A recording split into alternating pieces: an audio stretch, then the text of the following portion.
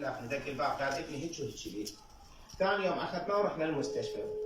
سويت له عمليات، انا قمت بيه من يوم الضربه لحد سنتين اداوي بيه. هم دكاتره، هم كشفياته، هم عملياته، اي شيء يحتاج الطفل انا اجيب اياه. الى ان رديت نظره صار 6 على 6. قال لي ردت مدينه الحسن السعبري وديت الحسن السعبري. قال لي الهاشمي العميد الدكتور وديت الهاشمي العميد. قال لي للرضوي هذا مقداد الرضوي وديته. العبد الرزاق الحلو وديته. كل اللي يروح لك قال له هاي عين حكمك استقرت بس يراد لها راحه، يراد لها استقرار للشمعه تكون ما يباوع. يعني شهر يراد لها فتره شهر يراد لها تكون استراحه. تدري هذا الطفل عمره 12 سنه قام يطلع برا العمليه بيومين يلعب طوبه.